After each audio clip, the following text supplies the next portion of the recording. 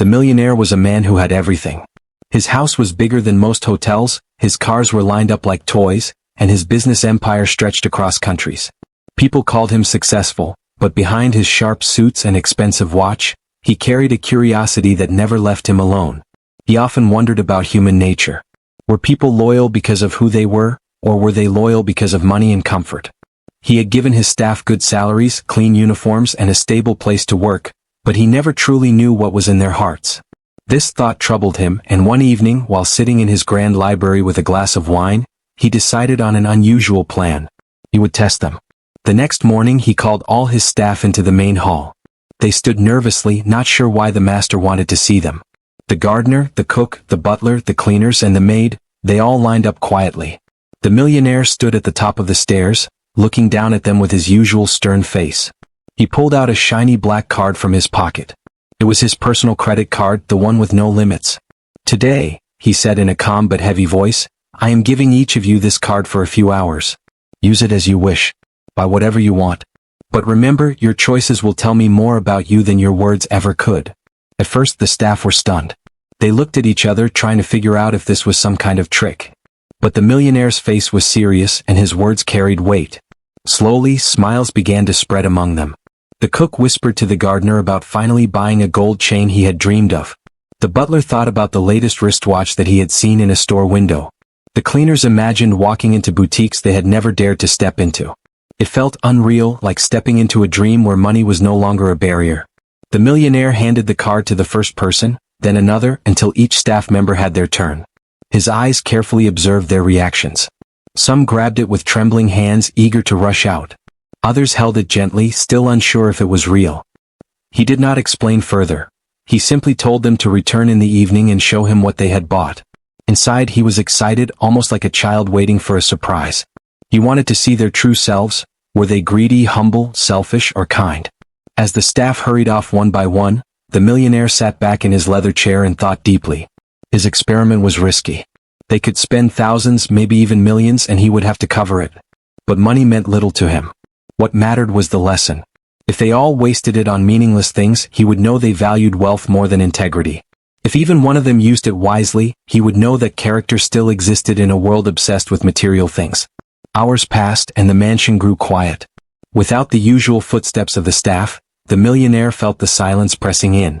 He walked through the marble hallways, imagining what each of them was buying. He pictured the butler holding up a sparkling watch, the cook smelling expensive perfumes, the cleaners carrying shopping bags filled with shoes and clothes. He knew most of them would fall into the temptation of luxury. That was human nature after all. But there was one person he was unsure about, the black maid. She was the quietest of them all. She rarely spoke unless spoken to, always doing her work with a calm face. She was invisible in the big house, moving silently from room to room with a broom in hand. The millionaire realized he could not predict what she would do with the card. Would she surprise him or would she act like the others? This thought lingered in his mind as the day went on. By evening he returned to the hall, waiting for them all to gather again. His heart beat a little faster than usual. It wasn't about the money anymore. It was about discovering the truth. The staff returned, their faces glowing with excitement, carrying bags, boxes, and packages. The millionaire smiled faintly. His experiment had begun to unfold. But what he didn't know yet was that this single decision, handing over his card, was going to change not only his view of the staff but also his entire life. The staff had never felt such excitement in their lives. For years, they had served the millionaire in silence, polishing his silverware, trimming his gardens, preparing his meals, cleaning his marble floors. They lived under his roof but never truly felt a part of his world. That morning, everything changed.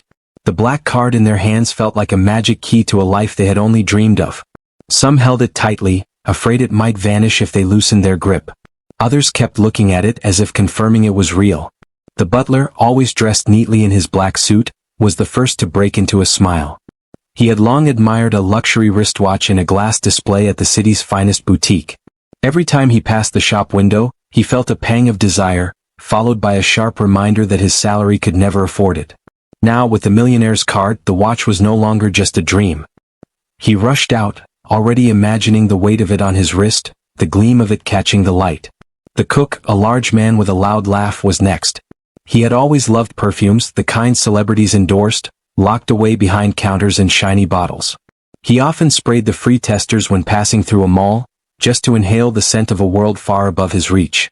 With the card, he headed straight to the fragrance section, buying bottle after bottle without checking the price.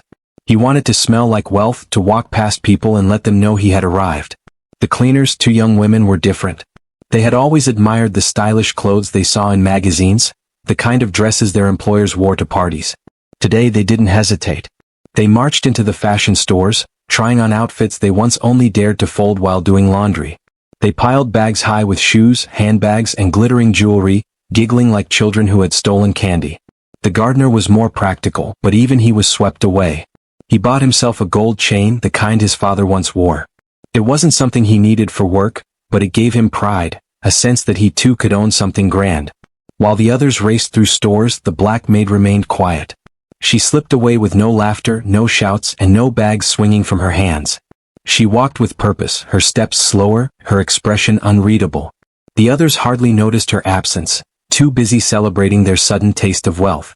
Meanwhile, the millionaire sat back in his study, watching the clock and imagining the scene.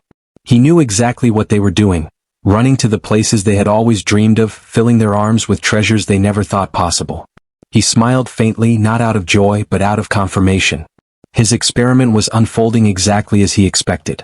Hours later, the staff began to return. They were glowing with excitement, their arms full of shopping bags, their faces shining with satisfaction. The butler proudly wore his watch, showing it off as though he had won a medal. The cook smelled so heavily of perfume that the hall was filled with mixed scents. The cleaners paraded their new dresses and handbags, laughing like they had stepped into a new life. Even the gardener dangled his gold chain proudly from his neck. They gathered in the grand hall, waiting for the millionaire to appear. Their chatter filled the air, comparing purchases, showing off brands, boasting about the cost of each item. They felt powerful for the first time, as though the card had given them a voice in a world that had always silenced them. But beneath the surface there was an uneasiness. Each of them wondered silently if they had made the right choice. What if this was a trap? What if the millionaire wasn't testing generosity but testing greed? Still, the joy of owning luxury drowned out the whisper of doubt.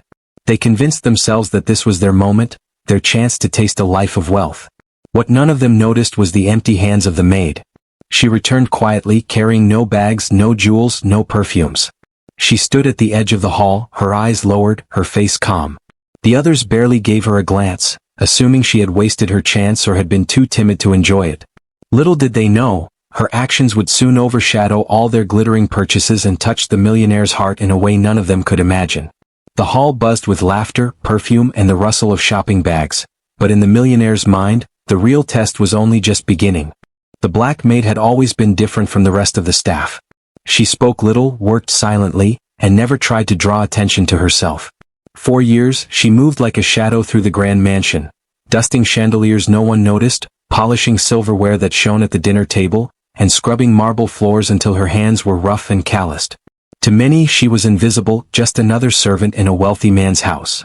Yet behind her quiet eyes was a life full of burdens, worries, and silent sacrifices. When the millionaire handed her the card, she didn't gasp in excitement like the others. She didn't laugh or rush to whisper her plans. She simply nodded, held the card carefully, and tucked it into her apron pocket. To the millionaire, this simple act stood out. He had expected surprise, even hesitation, but not this calm acceptance. He made a mental note to watch her closely. The maid left the mansion quietly. She did not head toward the glittering malls or the expensive boutiques downtown. Instead, she walked toward the bus stop at the edge of the city.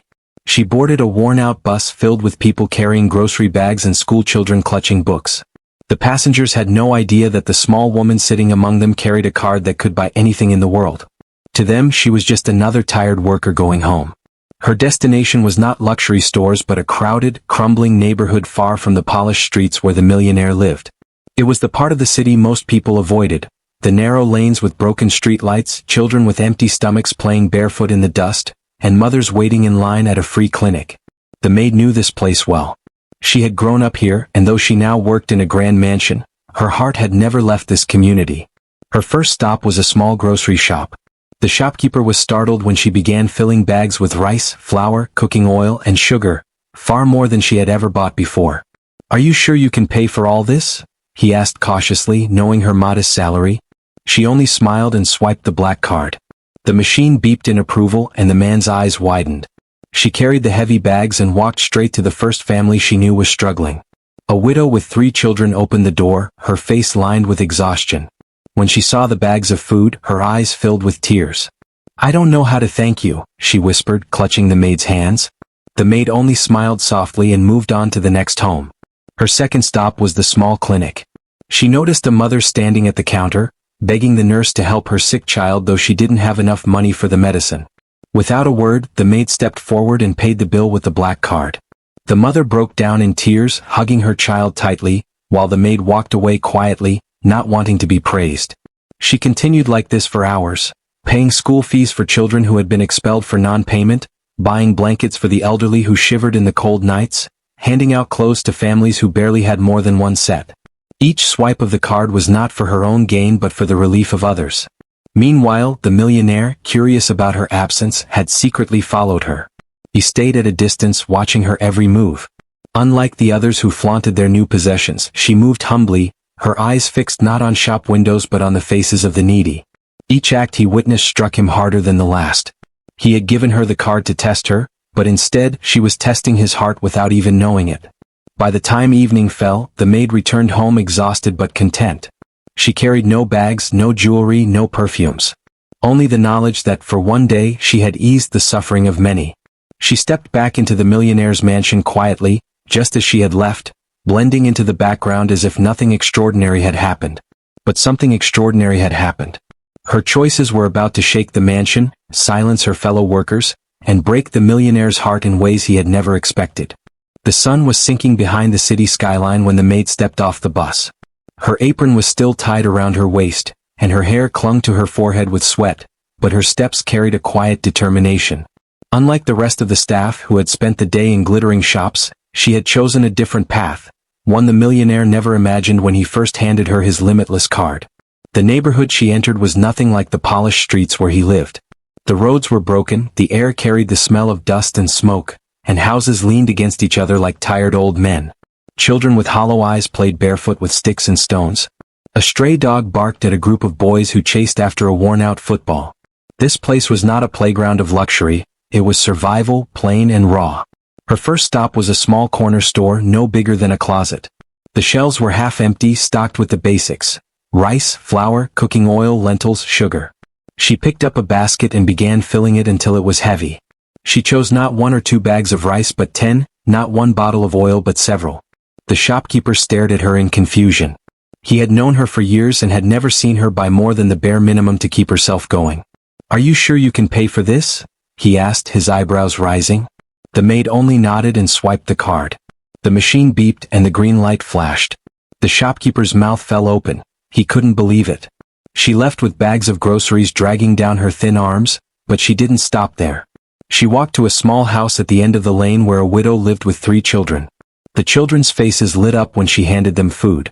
The widow tried to protest, ashamed to take so much, but the maid pressed the bags into her hands and whispered, "Feed them well tonight." From there she went straight to the free clinic.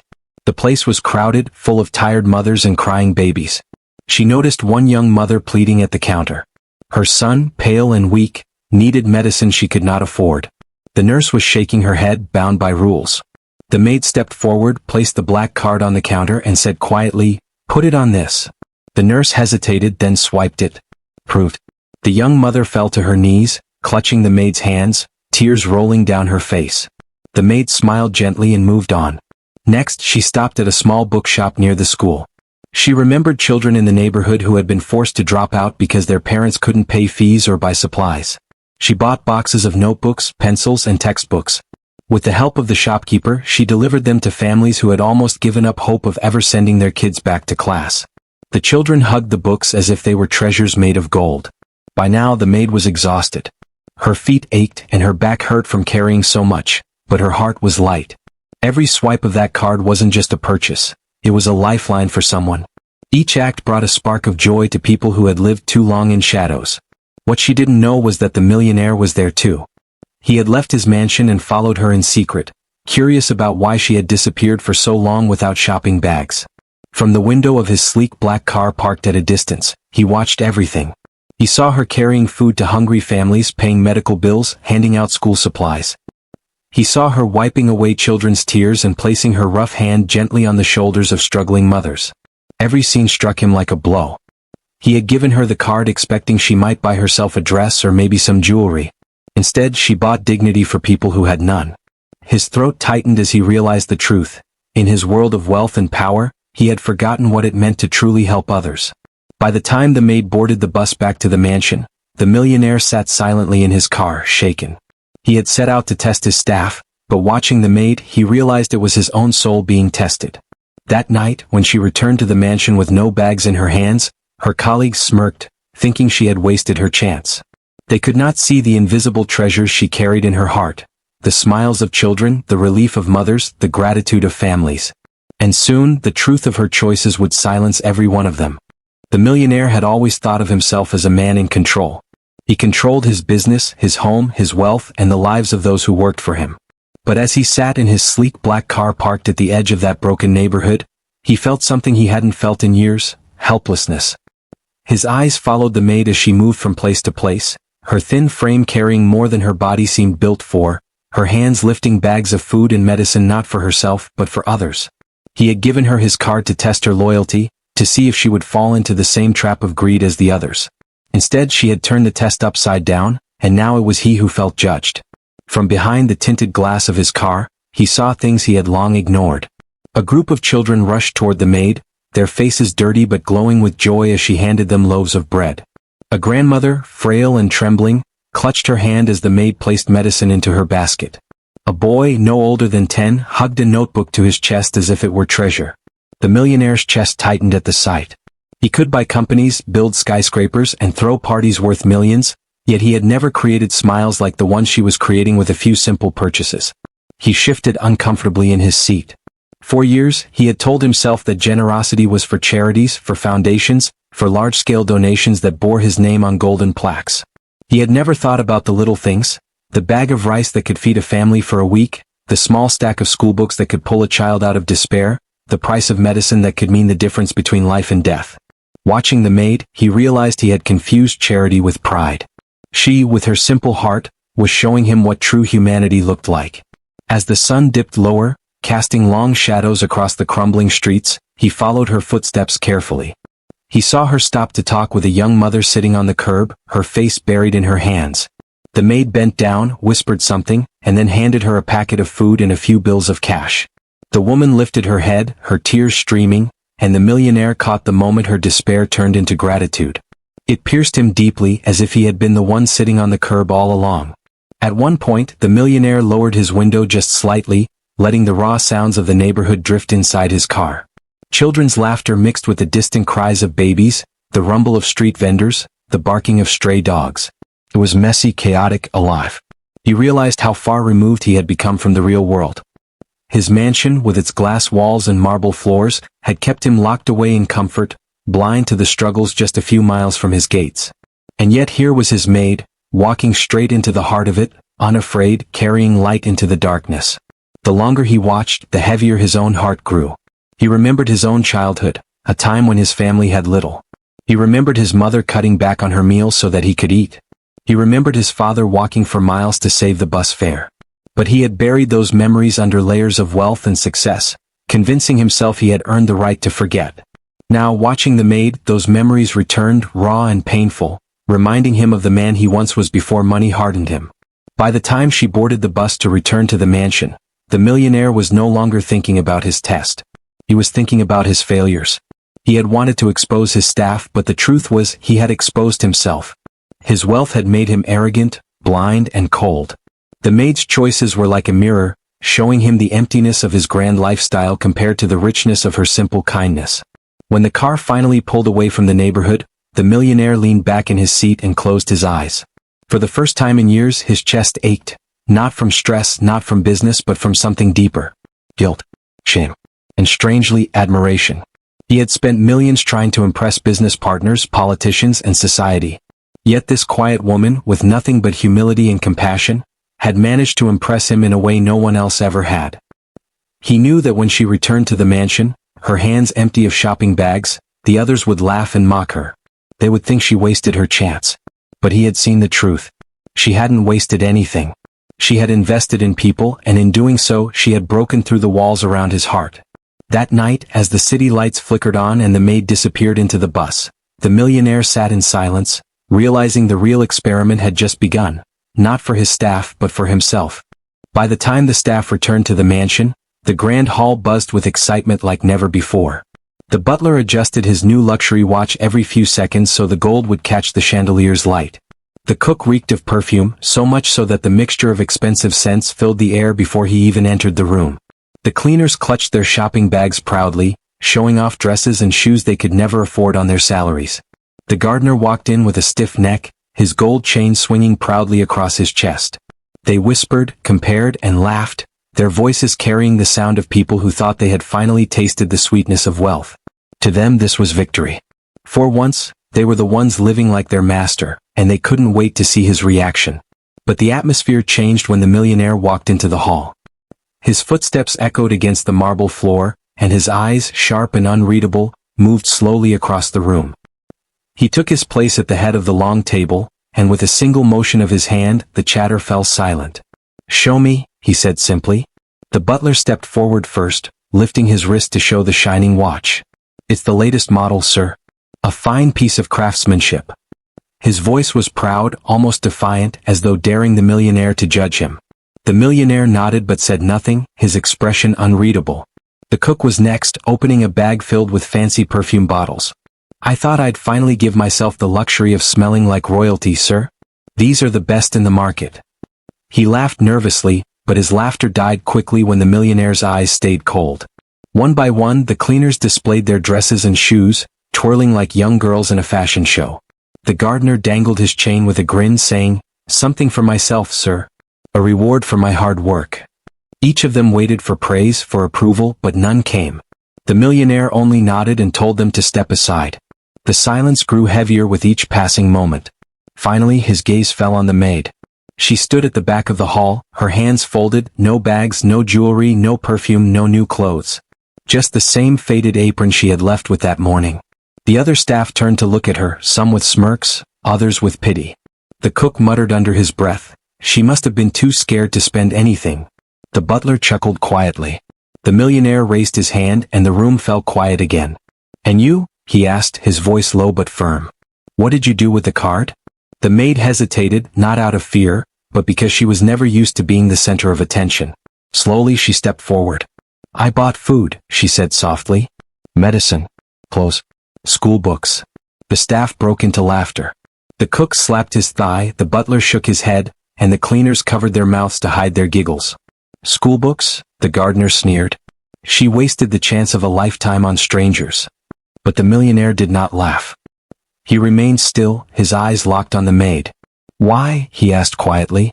The maid looked down for a moment before meeting his gaze. Her voice was steady though humble. "Because, sir, I don't need perfumes or gold. But there are families who sleep hungry, children who sit outside schools because they have no books, mothers who cry because they can't buy medicine for their sick babies. I thought, if I had the chance even for one day I could ease their suffering. Just a little." The hall went silent. The laughter stopped. The staff shifted uneasily, their bags suddenly feeling heavier, their purchases looking emptier.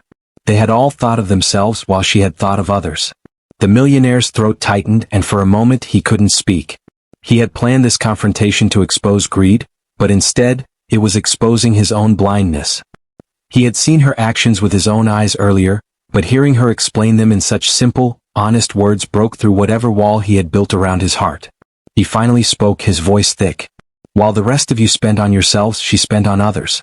She thought of those who have nothing. And in doing so, she has shown me more character, more humanity than all of you combined." The staff lowered their eyes, ashamed. The perfume, the watches, the gold, all of it suddenly seemed worthless compared to the maid's invisible treasures. Gratitude, kindness, and love from people who had nothing. The millionaire stood, his face pale but his eyes burning with a new fire. "This test was never truly about you," he admitted, his gaze sweeping across the staff. "It was about me. And today this woman has taught me more than my wealth ever could." The hall remained silent, heavy with the weight of truth.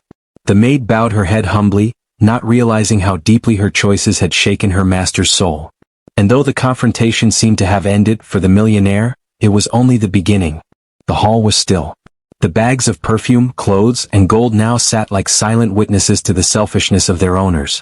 But the maid, standing there with nothing in her hands, looked like the richest person in the room. The millionaire kept his eyes on her, and for the first time in years, his face softened. He had built his entire life on the belief that money solved everything. To him, success was measured in numbers, profits, investments, properties, and possessions. But now, staring at this quiet woman, he felt something inside him crack. It wasn't anger. It wasn't disappointment. It was something deeper, something painful. It was heartbreak. Her words echoed in his mind, "I don't need perfumes or gold. But there are families who sleep hungry, children who sit outside schools because they have no books." He had heard people speak of poverty before, but it was always from a distance. In reports, in business proposals, in charity galas where people in suits sipped champagne while writing checks. But she had walked straight into it, carrying his wealth in her humble hands, and turned it into bread, medicine, and hope. The millionaire's chest tightened. He remembered a time long ago, before the mansions and cars, when he himself had gone to bed hungry as a boy. He remembered his mother cutting her portion of food so that he and his siblings could eat. He remembered being laughed at in school for not having proper shoes. And then, with time and success, he had buried those memories under marble floors and chandeliers, convincing himself he had risen above them. Yet here she was, forcing those old wounds open without even trying. He felt tears prick at the corners of his eyes, but he blinked hard, unwilling to let them fall in front of his staff. Still, his voice betrayed him when he finally spoke. It was softer, more fragile. "Do you know what you have done?" he asked the maid. The maid looked up slowly, unsure of his meaning. "I only did what I thought was right, sir." The millionaire turned away for a moment, covering his mouth with his hand. He had tested her expecting greed. He had expected maybe hesitation, maybe fear. What he had not expected was for her to expose the emptiness of his wealth and the hollowness of his own heart. He looked back at the other staff. Their proud faces had turned pale with shame. None of them could meet his eyes. The butler fumbled with his watch as though it suddenly felt heavy. The cook lowered his perfume bottles, the scent now nauseating. The cleaners clutched their dresses to their chests, their earlier excitement gone. But the maid remained calm, standing tall not because of pride, but because she had nothing to hide. The millionaire felt his throat tighten again. "All my life I thought money gave me power," he whispered, his voice breaking. "But today you showed me it means nothing if it cannot ease someone else's pain. You who have so little, gave more than I ever have. And that truth," he paused, pressing his chest, "that truth breaks me." The hall stayed silent, the weight of his words hanging in the air. Even the ticking of the tall grandfather clock seemed louder. In that moment, the millionaire realized something that shook him to the core. The maid had not only used his wealth better than he ever could, but she had also reminded him of the man he once dreamed of being before wealth hardened him. That realization hurt, not because of her actions but because of his failures. He sat down heavily in his chair, his head lowered. For the first time in front of his staff he looked vulnerable. Not the unshakable master of the mansion, not the untouchable man of business, but a human being who felt the sting of truth. His heart ached not from loss of money, but from the realization that despite all his riches, he had been poor in spirit. The maid, with nothing but her compassion, had shown him wealth that no card could buy. It was then he understood. The real test had never been for his staff. It had been for him. And he had failed, while the maid had passed with a grace he could never match. The heartbreak was not just in what she had done. It was in knowing that he, with all his millions, had never done the same. The silence in the grand hall stretched on, heavy and unbroken. The staff stood with their bags clutched close, their faces red with shame. The millionaire sat in his chair, his hands trembling slightly as they rested on the carved wooden armrests. His chest rose and fell with a weight that was more than just breath. It was the burden of realization. For years he had believed himself above everyone in this room. For years he had measured worth in gold, in titles, in possessions. And yet, standing before him, the maid with her empty hands had shown him that true wealth was not in what one kept, but in what one gave. Slowly he rose to his feet. His voice, when it came, was low but clear, carrying across the hall like a solemn verdict. "You all spent for yourselves," he said, looking at the butler, the cook, the cleaners, the gardener. "But she spent for others. She used what was mine to feed the hungry, heal the sick, and give children hope. Do you not see? She has done more with one card in a single day than I have done with a fortune in a lifetime." The staff bowed their heads, unable to respond. The butler removed his watch and set it on the table as if it burned his wrist. The cook pushed his perfume bags aside, ashamed of the heavy scent that now seemed suffocating. The cleaners lowered their dresses, their pride collapsing. Even the gardener tugged at his chain, wishing he could tear it from his neck. The maid, however, stood quietly, her eyes lowered in humility. She had not expected praise, nor did she want it. She had done what her heart told her, nothing more. The millionaire stepped toward her, each step echoing across the marble floor.